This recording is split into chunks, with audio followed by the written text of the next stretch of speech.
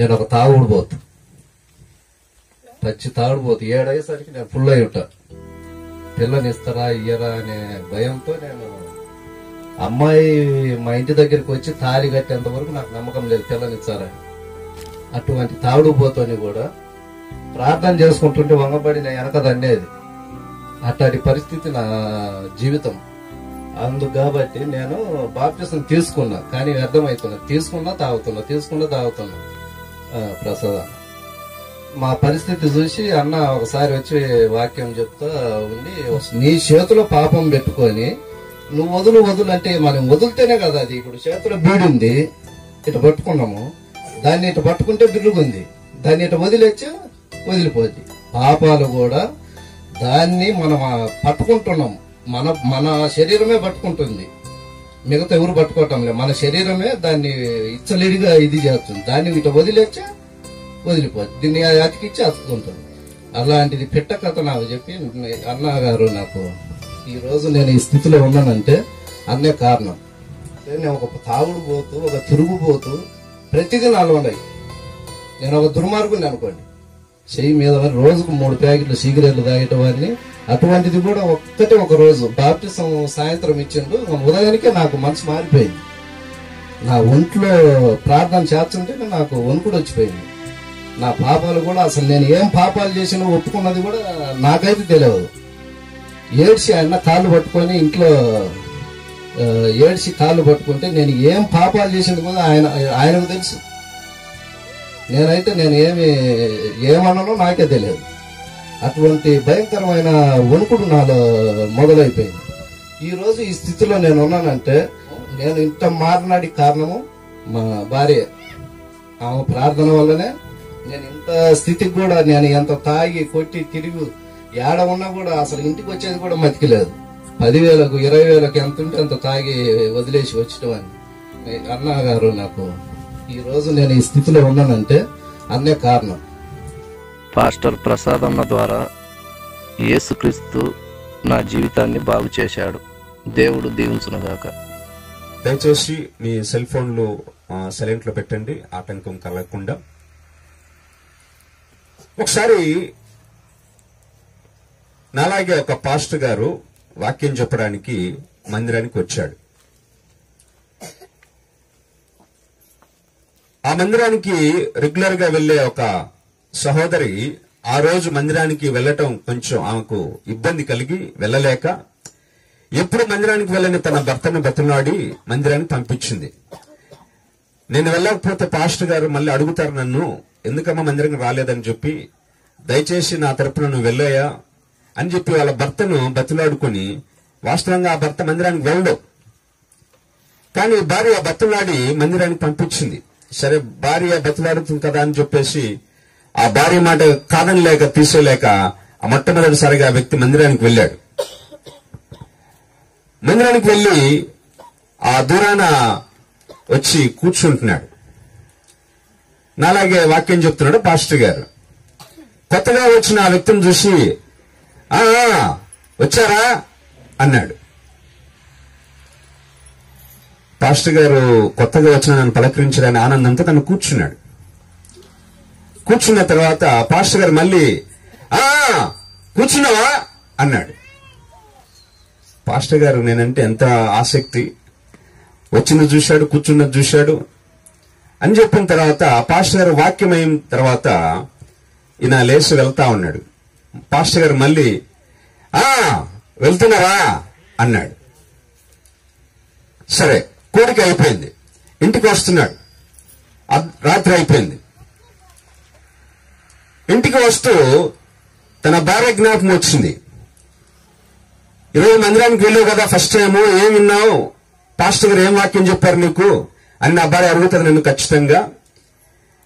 ఏం చెప్పాలి అని ఆలోచిస్తా ఉన్నాడు. ఈ లోపు ఏం జరిగిందంటే వాళ్ళ ఇంటికి దొంగలు వచ్చారు దొంగతనం చేయటానికి. అప్పుడే గేట్ దగ్గరకు వస్తున్నారు వాళ్ళు గోడ దుంకటానికి. ఈయనేమో పాస్టర్ గారు చెప్పిన మాట మొట్టమొదటి మాట ఏంటి, వచ్చారా అని జ్ఞాపకం చేసుకుని పలుకుంటున్నాడు. వచ్చారా, ఇది ఫస్ట్ మాట అన్నాడు. ఈ మాట వాళ్ళకి వినపడింది. ఎవరికి? దొంగలకి. ఓహో ఈయన మనం వచ్చింది చూసినట్టుందని చెప్పి మెల్లగా దొంగలు చెట్ల చట్టున దాక్కున్నారు, కూర్చున్నారు. పాస్టర్ గారు ఉన్న రెండో మాట ఏంటి గుర్తొచ్చింది గబక్కిన, ఏంటి కూర్చున్నారా అని. ఒరువరైనా మనం వచ్చిందో చూశాడు, కూర్చుందని చూశాడు, ఇక దగ్గరకు వచ్చి చిత్తకు కొడతాడు అని చెప్పేసి పారిపోదామని చెప్పి పారిపోతా ఉంటే వెళ్తున్నారా అన్నారు మూడో మాట. వామ్మ ఒక్క క్షణం ఉంటే ఇతను వాయించి పడేస్తాడని చెప్పేసి పరుగు పరుగున దొంగలు ఆ ఇంటిని దోచుకోకుండా వెళ్ళిపోయారు. ఎందుకు ఈ మాట నేను చెప్పానంటే, మొట్టమొదటిసారిగా దేవుని సన్నిధికి వెళ్ళిన ఆ వ్యక్తి దైవదాసుడు దైవజనుడు చెప్పిన ఆ 3 మాటలు జ్ఞాపకం ఉంచుకోవటం వలన ఆ రోజు తన ఇల్లు దోచుకోబడకుండా కాపాడబడింది. ఈరోజు ఇక్కడ కూర్చున్న నా ప్రియ సహోదరి సహోదరులారా, ఆ వ్యక్తి జ్ఞాపకం పెట్టుకున్న ఆ 3 మాటలే తన ఇంటిని దోచుకోకుండా కాపాడబడిందంటే, ఈరోజు ఈ సందేశం కూడా మీ హృదయాల్లో దాచుకున్నట్లయితే, మీరు శ్రద్ధగా విని ఆలకించి మీ హృదయాల్లో పదిలపరుచుకున్నట్లయితే తప్పక మీ జీవితాల్లో అద్భుతం జరగబోతుంది. ఈ నూతన సంవత్సరంలో మీ హృదయాల్లో అద్భుతం జరగబోతుంది. ఏంటి అద్భుతము చెప్తాను, జాగ్రత్తగా వినండి. లూకా సువార్త 2వ అధ్యాయము 10వ వచనము. అయితే ఆ దూత భయపడకుడి, ఇదిగో ప్రజలందరికీ కలగబోవు మహా సంతోషకరమైన సువార్తమానము నేను మీకు తెలియజేస్తున్నాను. అక్కడ గొర్రెలు గాల్చుకుంటున్న గొర్రెల కాపల దగ్గరికి దేవదూత ప్రత్యక్షమై ఒక మాట, శక్తివంతమైన మాట తన నోట్ల నుంచి వినిపిస్తా ఉన్నాడు ఈ ప్రపంచానికి. ఏంటంటే గొర్రెల కాపరులు ఈ దూతను చూసి మొట్టమొదటిగా భయపడ్డారు. భయపడిన ఆ గొర్రెల కాపరులను చూసి ఈ దూత మొట్టమొదటిగా ఏమని చెప్పాడు? భయపడకుడి అని చెప్పాడు. ఆ తర్వాత రెండో మాట, ఇదిగో ప్రజలందరికీ కలగబోగు మహా సంతోషకరమైన సువార్తమానము. ఈరోజు మనం ఉదయం లేస్తే చాలా వార్తలు వింటా ఉంటాం. ఏ వార్త చూసినా విషాదకరం, ఏ వార్త చూసినా దుఃఖకరం, ఏ వార్త చూసినా ఆందోళన, ఏ వార్త చూసినా భయం. కానీ దూత పరలోకం నుంచి ఒక వార్త తీసుకుని వచ్చింది. ఆ వార్త ఏంటి? మహా సంతోషకరమైన వార్త. ఎవరికి? ప్రజలందరికీ. ఏ ప్రజలందరికీ?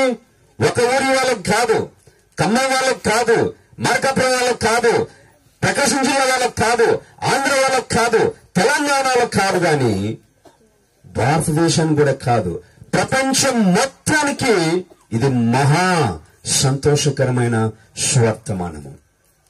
ప్రపంచంలో ఈరోజు ఈ భూమి మీద చాలా మతాలు ఉన్నాయి. ప్రతి మతానికి ఒక పండుగ ఉంటుంది.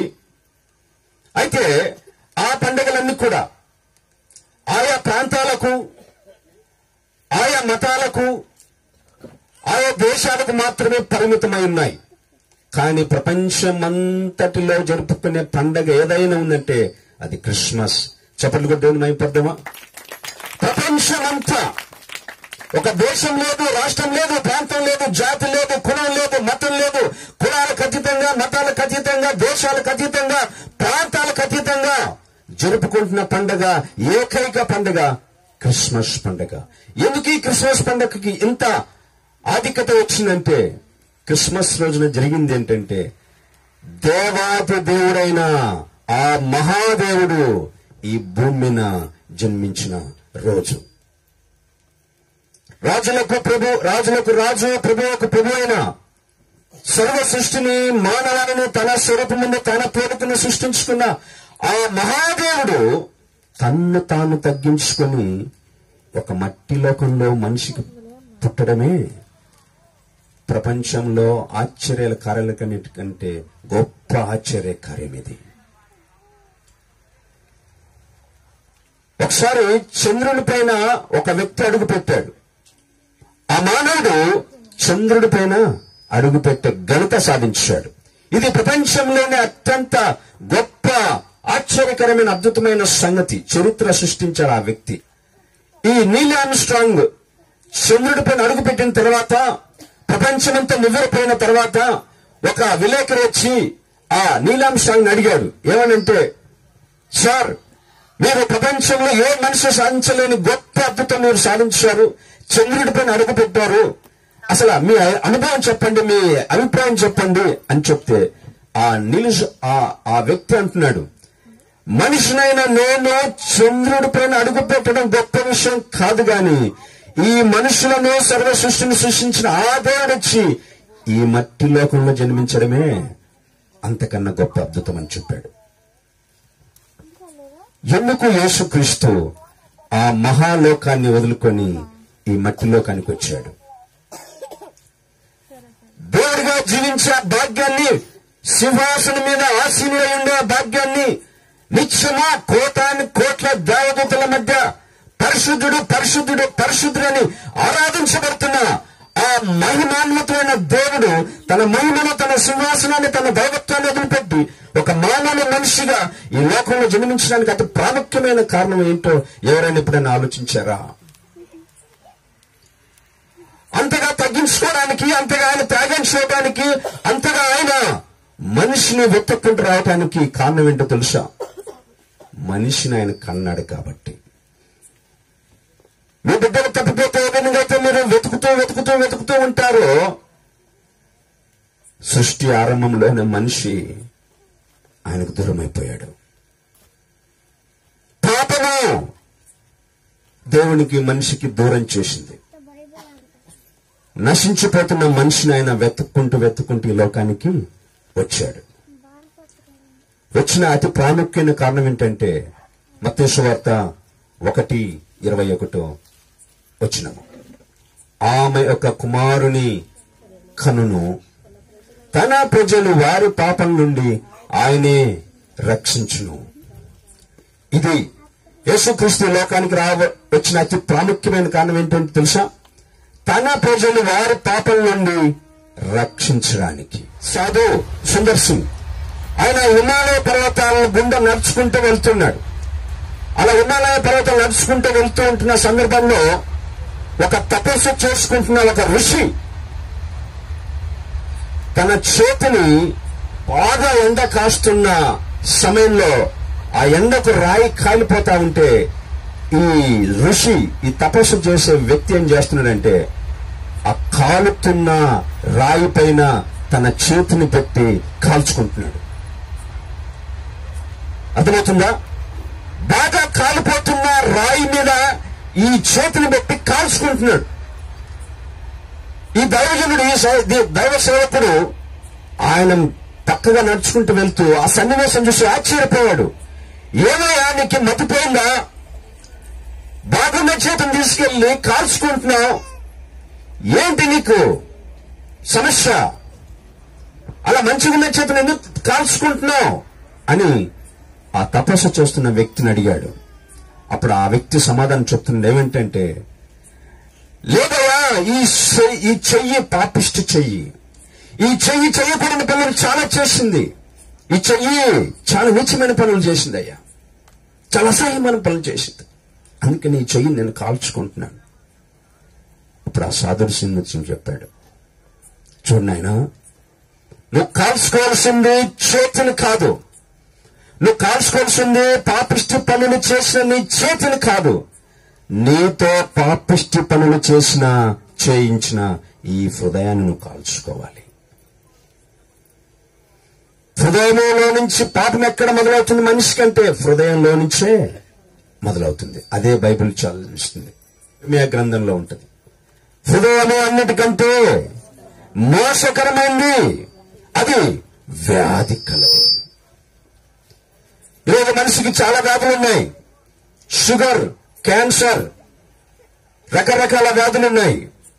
కానీ వాటన్నిటికంటే ఘోరమైన భయంకరమైన వ్యాధి ఎక్కడుంది తెలుసా? ఈ హృదయంలో ఉంది. ఏముంది దీంట్లో? ఏ వ్యాధులు ఉన్నాయి దీంట్లో? అహంకారం అనే వ్యాధి ఉంది ఇక్కడ, కామం అనే వ్యాధి ఉంది ఇక్కడ, మోసం అనే వ్యాధి ఉంది ఇక్కడ, అబద్ధమైన వ్యాధి ఉంది ఇక్కడ, మోహపు చూపులనే వ్యాధి ఉంది ఇక్కడ, అసూయ అనే వ్యాధి ఉంది ఇక్కడ. ఈ వ్యాధితో ఈ హృదయం కుళ్ళిపోయింది. ప్రతి మనిషి హృదయం ఈ వ్యాధితో కుళ్ళిపోయింది. దూత వచ్చి ఏం చెప్పాడు? ఇదిగో ప్రజలందరికీ కలగబోయే మహా సంతోషకరమైన సువార్తమానము. ఎందుకు ఆ సువార్త? ఎందుకు ఆ సంతోషము? ఎప్పుడు వస్తుంది మనిషి సంతోషం అంటే? ఈరోజు మనిషి సంతోషం కోసం చాలా చాలా చేస్తున్నాడు. కొంతమంది సంతోషం కోసం తాగుతున్నారు, కొంతమంది సంతోషం కోసం సిగరెట్లు తాగుతున్నారు, కొంతమంది సంతోషం కోసం బీడీలు తాగుతున్నారు, కొంతమంది సంతోషం కోసం కానీలు వేస్తున్నారు, కొంతమంది సంతోషం కోసం అక్రమ సంబంధాలు పెట్టుకుంటున్నారు, కొంతమంది సంతోషం కోసం సినిమాలు చూస్తున్నారు, కొంతమంది సంతోషం కోసం సీరియల్ చూస్తున్నారు, కొంతమంది టైం పాస్ కోసం ఎంటర్టైన్మెంట్ కోసం ఈరోజు టీవీలో సినిమాలు చూడని వారు ఎవరైనా ఉన్నారా? ఎందుకు అవన్నీ చేస్తున్నా చూస్తున్నా అంటే టైం పాస్, ఎంటర్టైన్మెంట్, సంతోషం కోసం తాగుతున్నాడు. ఒకరోజు ఒక వ్యక్తి నాకు ఫోన్ చేశాడు. హాస్పిటల్ మీద ఐసీయూలో ఉండి ఫోన్ చేశాడు. అయ్యా అని ఏడుస్తున్నాడు, భయంకరంగా ఏడుస్తున్నాడు. ఎందుకని అంతగా ఏడుస్తున్నావు? ఏంటి నీ సమస్య అని అడిగాను నేను. అయ్యా 30 సంవత్సరాలుగా నేను తాగుతున్నాను. నా భార్య ఎన్నోసార్లు చెప్పింది, త్రాగుడు మాని అయ్యా, పిల్లలున్నారయ్యా. నా భార్య ఎంతో కాలం నుంచి నన్ను వేడుకుంది, త్రాగుడు మానలా. నా కన్నం బిడ్డలు నన్ను, డాడీ త్రాగుడు మానేశాయి డాడీ. మీ డాడీ ఎవరు అని చెప్పాలంటే సిగ్గేస్తుంది డాడీ. స్కూల్లో అడుగుతున్నారు నన్ను, మీ డాడీ త్రాగుతాడంట కదా అని ఫ్రెండ్స్ అడిగితే తలదించుకుంటున్నాం, డాడీ ప్లీజ్ డాడీ తాగుడు మానే డాడీ. బంధువులు చెప్పారు, ఎవరు చెప్పినా వినలా. నా ఇష్టం తాగుతా, నా డబ్బులు తాగుతా, నా జీవితం నా ఇష్టం తాగుతా, నువ్వెవరు చెప్పడానికి, నువ్వే నాకు చెప్పడానికి అని చెప్పేసి చెప్పిన వారందరినీ లెక్క లేకుండా మాట్లాడా. కానీ ఈరోజు నా 2 కిడ్నీలు పాడైపోయినాయి. హాస్పిటల్లో ఐసీయూలో ఉన్నాను. ఆ ఆపరేషన్కి 20 లక్షలు ఖర్చు అయింది అని డాక్టర్ చెప్పాడు. 2 రోజులు ఆపరేషన్ చేయకపోతే చచ్చిపోతామని చెప్పాడు. సార్ ఈరోజు నాకు బ్రతకాలని ఉంది. నా పిల్లలను చూస్తా ఉంటే, నా భార్యను చూస్తా ఉంటే, వాళ్ళకి నేను లేకపోతే దిక్కు లేదు సార్. కానీ నాకు ఈరోజు బ్రతకాలని ఉంది, కానీ బ్రతికే అవకాశం నాకు లేదు. ప్రార్థన చేయండి. ఎంతోమంది ఈరోజు త్రాగుడుకు బానిసైపోయి, త్రాగుబోతు వ్యసనాలకు బానిసలైపోయి, చెడు వ్యసనాలకు బానిసలైపోయి, ఎవరు చెప్పినా వినవు, ఎవరు చెప్పినా లెక్క చేయవు. ఆఖరికి జరగాల్సిన నష్టం జరిగిన తర్వాత, జరగకూడని ప్రాణ నష్టం జరిగిన తర్వాత, ఆరోగ్యం పాడైన తర్వాత, పరువు పోయిన తర్వాత, కుటుంబం బజార్న పడిన తర్వాత, కుటుంబం విచ్ఛిన్నమైన తర్వాత, అప్పుడు తప్పు తెలుసుకుంటే ఏంటి ప్రయోజనము? అయ్యో నేను తప్పు చేశానని అప్పుడు తెలుసుకుంటే ఏంటి ప్రయోజనము? ఈరోజు ఎంతమంది ఈ భయంకరమైన త్రాగుడుకు బానిసైపోయి, సిగరెట్లకు బానిసలైపోయి, గుట్కాలకు బానిసలైపోయి, ఖైనీలకు బానిసలైపోయి, పరువును పోగొట్టుకొని, ఆరోగ్యాన్ని పోగొట్టుకొని, కుటుంబాన్ని నాశనం చేసుకొని, ఇంకెక్కడి నుంచి వస్తుంది సంతోషం? ఎక్కడి నుంచి వస్తుంది సంతోషం? ఈరోజు మనిషి పతనం అయిపోయేది ఏంటో తెలుసా? మొట్టమొదటి చెడు వ్యసనాలతో పాడైపోతున్నాడు. ఆ తర్వాత అపవిత్రతతో పాడైపోతున్నాడు. అపవిత్రత ఈరోజు ఎక్కడ చూసిన అపవిత్రత ఏలుబడి చేస్తా ఉంది. అపవిత్రమైన చూపులు, అపవిత్రమైన మాటలు, అపవిత్రమైన తలంపులు, అపవిత్రమైన ఆలోచనలు, అపవిత్రమైన పనులు. యేసు ప్రభు ఈ తరాన్ని చూసి ఏమన్నాడంటే, ఇది వ్యభిచార తరం అని పిలిచాడు. వ్యభిచార తరం. ఈ ప్రజలను చూసి, సమాజాన్ని చూసి ఈరోజు వ్యభిచార తరమని యేసుక్రీస్తు సమాజాన్ని చూసి చెప్తున్నాడు. ఈరోజు భయంకరమైన దుర్మార్గమైన పనులేంటో తెలుసా? అక్రమ సంబంధాలు పెట్టుకోవటం, అపవిత్రంగా జీవించడం. పాపం చేసేటప్పుడు బాగానే ఉంటుంది, చూసేటప్పుడు బాగానే ఉంటుంది, అది చూడటానికి చేయటానికి చాలా బాగుంటుంది. కానీ తర్వాత దాని పర్యవసనం అనుభవించినప్పుడే అప్పుడు తెలుస్తుంది. ఆ భార్య భర్తలు ఇద్దరు చాలా అన్యోన్యంగా జీవించేవాళ్ళు, చాలా ప్రేమ అనురాగాలతో జీవించేవాళ్ళు. ఉన్నట్టుండి తన భర్త చనిపోయాడు. ఆ భర్త చనిపోయాడు. ఆ భార్య విలువెల్లాడిపోతా ఉంది, పిల్లలు కూడా విలువెల్లాడిపోతా ఉన్నారు. ఆయన ఎందుకు ఆ విధంగా సడన్ గా ఆత్మహత్య చేసుకుని చనిపోయాడో ఎవరికి అర్థం కాలేదు. కొంతకాలం తర్వాత పోలీసులు ఎంక్వైరీ చేస్తే అర్థమైంది, ఆ భార్య తన భర్త యొక్క స్నేహితుడితో అక్రమ సంబంధం పెట్టుకుంటే ఆ భర్త అది చూసి తట్టుకోలేక గుండె పగిలి ఆత్మహత్య చేసుకుని చచ్చిపోయాడు. ఎప్పుడైతే ఈమె గురించి, ఈమె రహస్య జీవితం గురించి బట్ట బయలైపోయిందో జైలు పాలు కూడా అయిపోయింది. 2 నెలలు జైల్లో ఉంది, చిత్రవద అనుభవించింది. అప్పుడు తెలుస్తుంది నేనెంత తప్పు చేశానో, ఎంత పాపం చేశానో. 3 నెలల ముచ్చట కోసం, అల్పకాల సుఖ భోగాల కోసం శరీరం తొందర చేసినప్పుడు, చూపులు అపవిత్రమైనప్పుడు, శరీరం తొందర చేసినప్పుడు నేను ఆ క్షణిక సంతోషం కోసం చేసిన పాపం ఈరోజు నా జీవితాన్ని తలకుదలు చేసిందే, జైలు పాలైపోయానే, పరువు పోయిందే అని పశ్చాత్తాపడుతుంది. ఇక నేను బ్రతికి ఎందుకు ఉపయోగం అనుకుంది. తన 2 పిల్లలు జ్ఞాపకం వచ్చారు.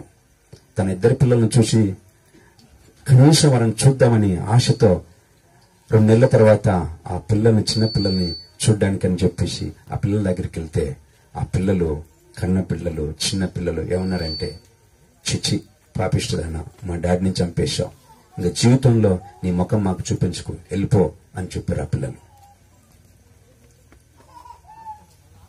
ఎంత దౌర్భాగ్యమైన పరిస్థితి. తప్పు చేసేటప్పుడు, పాపం చేసేటప్పుడు అది బాగుంటుంది, కానీ చివరికి అది మనల్ని, జీవితాన్ని తలకిందులు చేసేది. తాత్కాలిక సంతోషం, తాత్కాలిక సుఖము, తాత్కాలిక ఆనందము శాశ్వతమైన దుఃఖానికి తీసుకెళ్తుంది. ఆ తర్వాత మనిషిని ఈరోజు ఏలుబడి చేస్తుంది అహంకారము, లెక్కలేనితనము. ఎన్ని హృదయంలో ఉండే వ్యాధులు, హృదయంలో ఉండే భయంకరమైన వ్యాధులు, అహంకారము, లెక్కలేనితనము. ఒకసారి ఆమె పేరు షారోన్, క్రైస్తవురాలే. నేను క్రిస్మస్ పండుగ వస్తా ఉంటే భర్తను, ఇదిగో సంవత్సరం అయింది నాకు పట్టు చీర తీయక, నువ్వు ఈ క్రిస్మస్ సందర్భంగా నువ్వు ఖచ్చితంగా పట్టు చీర తీయాల్సిందే అని అడిగింది. భర్త అన్నాడు, సరే తీస్తానులేవే, టైం ఉంది కదా 10 రోజులు, తీస్తానులే అన్నాడు. రోజులు దగ్గర పడుతున్నాయి, పండగ రోజులు, పండగ దగ్గరకు వస్తా ఉంది. భార్య మళ్ళీ వచ్చి అడిగింది, ఇదిగో అడిగే 1 రోజులే ఉంది, నీ దగ్గర నుంచి ఉడుకు పలుకు లేదు, పట్టు చీర తీస్తావా? తీస్తానులేవే, నువ్వు అడిగిన తర్వాత నేను ఇంకా తీకొని ఉంటానా, లేకపోతే నువ్వు నన్ను బతకనిస్తావా? ఖచ్చితంగా తీస్తానులే అని నచ్చ చెప్పాడు. అయితే ఈ భర్తకు పాపం మధ్యతరగతి కుటుంబం కాబట్టి, పట్టు చీర తీసే స్తోమత లేదు కాబట్టి, బయట ఏమైనా అప్పేమైనా దొరుకుతో చూశాడు, అప్పు దొరకలే పాపం. ఇక భయపడుతూనే హోమ్ మినిస్టర్ దగ్గరికి వచ్చాడు. ఎవరు హోమ్ మినిస్టరు? భార్య గారికి దగ్గరికి వచ్చి, ఇదిగో ఏమనుకోవద్దు, ఈసారి ఒక్కసారి ఉన్న చీరలు కట్టుకో, పట్టు చీర కొనిలేని పరిస్థితి, చాలా ట్రై చేసాను కుదరలేదు, పండుగ అయిపోయిన తర్వాత తీసిస్తానులే అని నచ్చ చెప్పే ప్రయత్నం చేస్తున్నాడు. ఆమెకి ఎక్కలేని కోపం వచ్చేసింది, ఎక్కలేని ఆవేశం వచ్చేసింది. అడగక పట్టు చీర అడిగితే తీనంటావా? డబ్బులే అంటావా? కుదరదంటావా? ఇదే నా పైన నీకున్న ప్రేమ?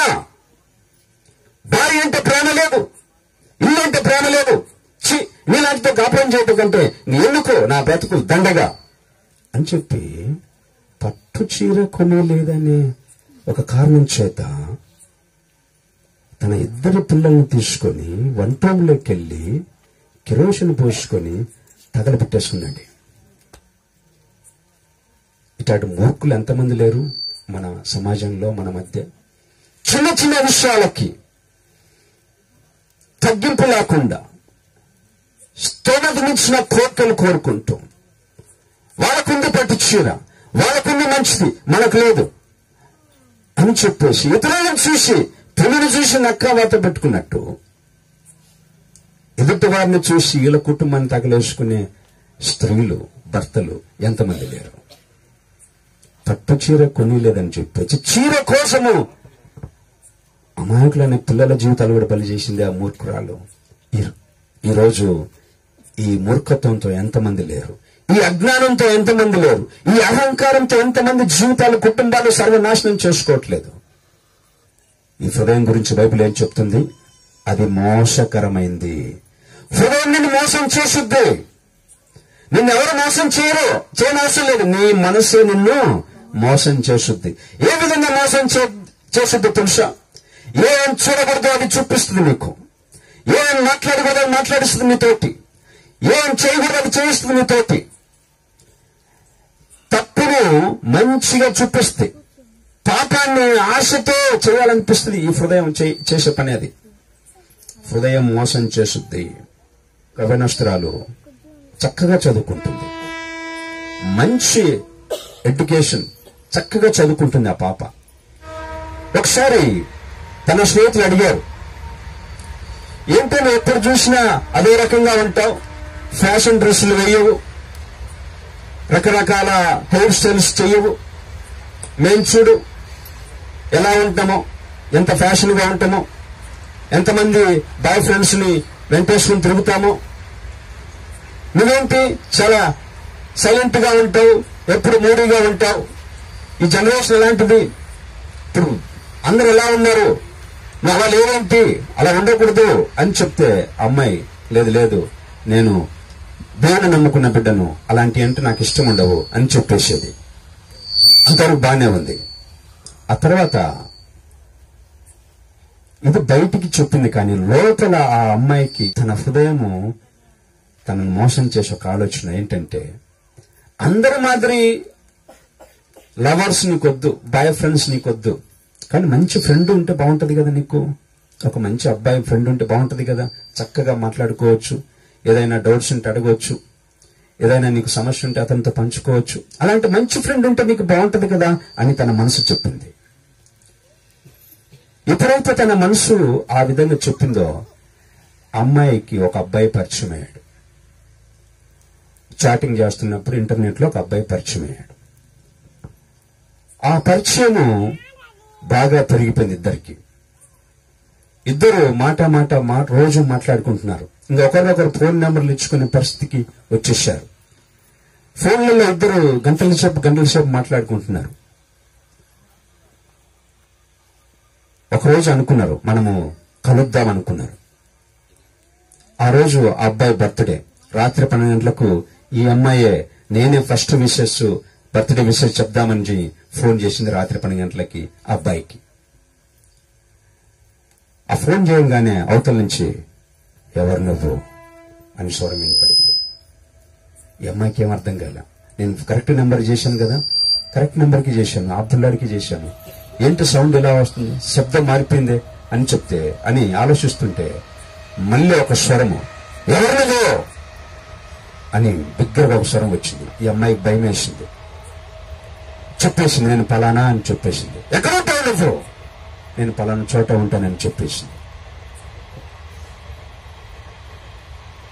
ఏ అబ్బాయితో అయితే రోజు మాట్లాడుతుందో, ఏ అబ్బాయితో అయితే తను కలవాలనుకుంటుందో, ఏ అబ్బాయితో అయితే స్నేహం చేస్తుందో, ఆ అబ్బాయి లాడ్జిలో చచ్చిపోయాడు. ఎవరో అబ్బాయిని చంపేశారు.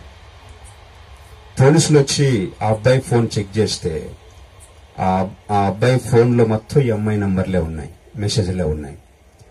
వాడు ఈ అమ్మాయికి ఏ మాయమాటలు చెప్పాడో అట్లా చాలా మంది అమ్మాయిలకు మాయమాటలు చెప్పాడు. అలా మాయ చేసిన వారిలో ఒకరు వచ్చి వీడిని చంపేశారు. ఈ అమాయకురాలకి అది తెలియలా. వీడు మంచోడ్లే, మంచి స్నేహితుల్లే అనుకున్నది. వాడు చచ్చిపోయాడు. పోలీసులు అనుకున్నారు వీడి చావుకి ఈ అమ్మాయికి సంబంధం ఉంది అని చెప్పేసి మరుసటి రోజు కల్లా ఇంటికి పోలీసులు వచ్చేసారు. అప్పటి వరకు తల్లిదండ్రులు ఆ సమాజంలో లేకపోతే ఆ ఏరియాలో ఎంతో గౌరవంగా, ఎంతో మర్యాదగా, ఎంతో గుట్టుమట్టుగా బ్రతుకుతున్నారు. ఎప్పుడైతే ఆ ఇంటికి పోలీసులు వాళ్ళు వచ్చారో ఆ తల్లిదండ్రులకి ఏమి అర్థం కాలే. ఆ అమ్మాయిని తల్లిదండ్రులు తీసుకుని పోలీస్ స్టేషన్కి వెళ్తా ఉన్నారు. గుండె పగిలిపోయింది తల్లిదండ్రులకి. అప్పటి వరకు తన కూతురు, తన బిడ్డ అమాయకురాలు అనుకున్నారు. కానీ లోపల రహస్యంగా చేసే కార్యాలు ఈరోజు తన కుటుంబాన్ని, తన భవిష్యత్తును, తన ఇంటిని తలకిందులు చేస్తాయని ఊహించలేకపోయింది, గ్రహించలేకపోయింది. హృదయము మోసం చేసింది. చెయ్యి, ఫ్రెండ్షిప్ చెయ్యి, మాట్లాడు ఫోన్లో. హృదయం మోసం చేస్తుంది. ఈరోజు ఈ మాటలు వింటున్న నా ప్రియ సహోదరి, ప్రియ సహోదరుడు, దేవుడు సెలవిస్తున్నాడు ఏంటంటే, నీ కళ్ళు సరిగ్గా లేకపోతే నీ దేహము సరిగ్గా ఉండదు. ఈ దేహము దేవుని ఆలయము. కళ్ళు సరిగ్గా లేకపోతే హృదయము సరిగా ఉండదు. హృదయం సరిగ్గా లేకపోతే కళ్ళు సరిగా ఉండవు. ఈరోజు నీ కళ్ళు ఏం చూస్తున్నాయి? ఉదయం లేస్తే సినిమాలు చూస్తావు, ఉదయం లేస్తే సీరియల్ చూస్తావు, ఉదయం లేస్తే ఫోన్లో ఏం చూస్తావు? ఈరోజు నేను చాలా సూటిగా, స్పష్టంగా నేను మాట్లాడుతున్నాను. డైరెక్ట్గా మిమ్మల్ని అడుగుతున్నాను. సినిమాలు చూడని వాళ్ళు ఎవరైనా ఉన్నారా ఈరోజు? నేను చెయ్యొత్తమని చెప్పాను కానీ ఏంటి ఆ సినిమాలో ఉన్నది? కామము, సెక్స్ తప్ప ఏమైనా ఉంది ఆ సినిమాలలో? అపవిత్రమైన మాటలు తప్ప ఏమైనా ఉన్నాయి ఆ సినిమాలలో? నీ ఫేవరెట్ హీరో ప్రభాస, నీ ఫేవరెట్ హీరోయిన్ సౌందర్య. బుద్ధి ఉందా ఏమన్నా? క్రైస్తవులమైన మనం. నేను ఒకసారి ఇట్లా మీటింగ్కి వెళ్తే రాత్రి 8:30 అయింది, ఎవరు రాలా. ఆ పిలిపించిన బ్రదర్ని అడిగే, ఏంటో 8:30 అయింది ఎవరు రాలేదంటే, వస్తారు సార్, 8:30 అయింది కదా, ఇప్పుడు వస్తారు తప్పకుండా అన్నారు. అదేంటి ఇప్పుడు వరకు రాని వాళ్ళు 8:30 ఎందుకు వస్తారంటే, ఇప్పుడు అత్త కోడలు సీరియల్ చూసి వస్తారు. అత్త కోడళ్ళు సీరియల్ చూస్తావు నువ్వు. అత్త ఏ విధంగా కోడల్ని పగ తీర్చుకోవాలో చూస్తావు, కోడలు అత్తను ఏ విధంగా సాధించాలో చూస్తావు. అవే ప్రాక్టికల్స్ చేస్తావు ఇంట్లో. ఏం నేర్చుకుంటున్నావు సీరియల్ చూసి నువ్వు? ఏం నేర్చుకుంటున్నావు సినిమాలు చూసి నువ్వు? ఏం నేర్చుకుంటున్నావు జబర్దస్త్ చూసి నువ్వు? ఏం నేర్చుకుంటున్నావు టీవీలు, సినిమాలు, సీరియల్ చూసి నువ్వు? అడుగుతున్నాను ఈరోజు. ఆదివారం 1 గంట లేదా 2 గంటలు మందిరంలో కూర్చుంటావు. మిగతా ఆదివారం నుంచి వచ్చే శనివారం వరకు నువ్వు గడిపేది ఎవరితో? టీవీతో, దేవునితో కాదు. ఈరోజు దేవుడు చాలా సూటిగా, స్పష్టంగా మాట్లాడుతున్నాడు. నీ కన్ను సరైనది కాకపోతే నీ దేహం పాడైపోద్ది. ఏం చూస్తావో అది నువ్వు చేయాలనిపిస్తుంది. ఒక వీధి గుండా వెళ్తా ఉన్నాను, వాక్యం వినపడతా ఉంది, దేవుని వాక్యం. ఇది శుభోదయం క్రీస్తు జన్మదినం అనే పాట తర్వాత చక్కగా వాక్యం వినపడతా ఉంది. కుటుంబం అంతా కూర్చుని వాక్యం వింటా ఉన్నారు. ఆ సన్నివేశం చూసి నేను చాలా సంతోషపడ్డా. ఎంత చక్కగా వీళ్ళ కుటుంబంతో కలిసి వాక్యం వింటున్నారు, దేవుని వాక్యం అని చెప్పేసి చాలా సంతోషపడ్డాను. ఒక అర్ధగంట తర్వాత మళ్ళీ ఆ వీధిలో నుంచి నేను వస్తా ఉంటే ఆ ఇంట్లో నుంచి ఏమని పడుతుందంటే, బంగారు కోడు పెట్ట వచ్చునండి, ఏ పాప ఏ పాప అని పాట వస్తా ఉంటే, చిన్నపిల్లలు డాన్స్ చేస్తా ఉంటే వాళ్ళ పేరెంట్స్ చెప్పండి కొడుతుంది, అబ్బబ్బా ఏం డాన్స్ చేస్తున్నారా, ఇంకా ఇంకా ఆ స్టెప్ నేర్చుకో. తల్లిదండ్రులు సినిమాలు చూపిస్తున్నారు ఈరోజు పిల్లలకి. ఏ సినిమాలు చూపిస్తున్నారు? ఏ సినిమాలు అవి? ఏ సినిమా చూసిన అపవిత్రతే కదా. ఏ సినిమా చూసినా డబల్ మీనింగ్ డైలాగులే కదా, ఏ సినిమా చూసినా కామంతో కూడుకున్న మాటలే కదా, ఏ సినిమా చూసుకున్నా, ఏ పాట చూసుకున్నా అపవిత్రతే కదా. ఏం నేర్చుకుంటున్నా చూసి? పరిశుద్ధత వస్తుందా? ఆత్మీయత వస్తుందా? ఎంత దౌర్భాగ్యం ఈరోజు. కానీ మన హృదయం మారటంలా, జీవితాలు మారటంలా, బ్రతుకులు మారటంలా, ఆలోచనలు మారటంలా, పద్ధతులు మారటంలా, అలవాట్లు మారటంలా సంవత్సరాలు గడిచిపోతా ఉన్నాయి. ఏం లాభం చెప్పండి? గత సంవత్సరం ఏ బ్రతుకుతుందో ఈ సంవత్సరం అదే బ్రతుకుతుందో కొత్త సంవత్సరం అడుగు పెడితే ఏంటి ఉపయోగం? 2000 సంవత్సరాలతో యేసుక్రీస్తు బెత్లెహేములో పాసుల పాకలో జన్మించాడు. గొప్ప విషయమే. కానీ అంతకన్నా గొప్పమైన విషయం ఏంటో తెలుసా? ఆయన నీ హృదయంలో జన్మించాడా? ఆ పరిశుద్ధులైన దేవుడు నీ పాపిష్ట హృదయంలో, మన పాపిష్ట హృదయంలో జన్మించడం కదా కావాల్సింది. ఈ సంవత్సరమైనా మన జీవితాలు మార్చుకుందాం, మన పద్ధతులు మార్చుకుందాం, మన అలవాట్లు మార్చుకుందాం, మన హృదయ స్థితిని మార్చుకుందాం. ఒకవేళ మార్చుకోకపోతే ఏం జరుగుతుందో తెలుసా? యేసుక్రీస్తు 2000 సంవత్సరాల క్రితం మొదటి రాక అయింది. ఆ మొదటి రాకలో ఆయన ప్రేమమూర్తిగా వచ్చాడు. కానీ రెండో రాకలో ఎలా వస్తాడు తెలుసా? ప్రకటన గ్రంథం 22వ అధ్యాయము 11వ వచనము. అన్యాయం చేయవాడు ఇంకను అన్యాయమే చేయనిమ్ము, అపవిత్రులైన వాడు ఇంకను అపవిత్రులైన ఉండనిమ్ము, నీతిమంతుడు ఇంకా నీతిమంతుడుగానే ఉండనిమ్ము, పరిశుద్ధుడు ఇంకా పరిశుద్ధుడుగానే ఉండనిమ్ము.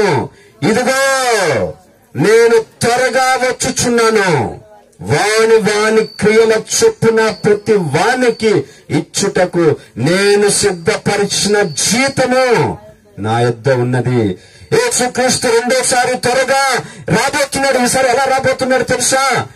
ఎవరి జీవితానికి సంబంధించిన లెక్క అడగబోతున్నాడు. ఎంతకాలం ఇలా జీవిస్తావు? చాలాసార్లు నేను చెప్పుకుంటూ వచ్చాను. మార్చుకుంటామని సంవత్సరం నీకు ఆయుష్ని ఇస్తూ ఉన్నాను, ఆరోగ్యం ఇస్తూ ఉన్నాను, అవకాశం ఇస్తూ ఉన్నాను. కానీ నువ్వు మాత్రం అదే స్థితిలో ఉన్నావు, అదే ఆలోచనలతో ఉన్నావు, అదే పాపిష్ట హృదయంతో ఉన్నావు, పాపిష్ట అలవాట్లతో ఉన్నావు. కానీ నేను వస్తున్నది ఎందుకో తెలుసా? మొదటి రాకలో నిన్ను క్షమించడానికి వచ్చాను, మొదటి రాకలో నిన్ను బాగు చేయడానికి వచ్చాను, మొదటి రాకలో నిన్ను ప్రేమించడానికి వచ్చాను. కానీ రెండో రాకలో తాట తీయటానికి నేను రాబోతున్నాను. రెండో రాకలో ప్రతి ఒక్కరిని తూకమున వేసి వాళ్ళ అంతు చూడటానికి నేను రాబోతున్నాను. మరణము ఎప్పుడు వస్తే మనకు తెలియదు, రేపు మనం ఉంటామో లేదో తెలియదు. కాబట్టి ఈరోజే రక్షణ దినం. ఈరోజు నువ్వేంటో దేవుడు నీకు వాక్యము మూలంగా చెప్పాడు. సినిమాలో చూసింది చాలు, సీరియల్ చూసింది చాలు, అహంకార జీవితం జీవించింది చాలు, అపవిత్రంగా బతికింది చాలు, పాపిష్ట తలంపులు తలంచింది చాలు, పాపిష్ట చూపులు చూసింది చాలు.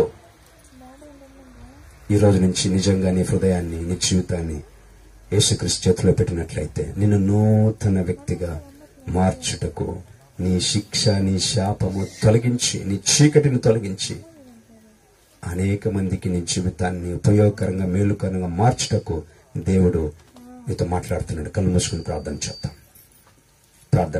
ఏ ఒక్కరూ అటు ఇటు చూడొద్దు. ప్రతి ఒక్కరూ వారి వారి జీవితాన్ని ఒకసారి పరిశీలించుకోండి. మాట పడొద్దు, సిగ్గుపడొద్దు. యేసుక్రీస్తు ఈ లోకంలో ఎందుకు జన్మించాడో తెలుసా? నిన్ను నన్ను మంచివాణ్ణిగా, మంచిదానిగా మార్చడానికి, మంచి కుమార్తెగా, మంచి భార్యగా, మంచి భర్తగా, మంచి కుమారుడిగా మార్చడానికి. నా ప్రియ సహోదరి, నా ప్రియ సహోదరుడా, చాలు. నీ కళ్ళను పాడు చేసుకున్నది చాలు, నీ పదాలు పాడు చేసుకున్నది చాలు, నీ శరీరం పాడు చేసుకున్నది చాలు, నీ హృదయం పాడు చేసుకున్నది చాలు.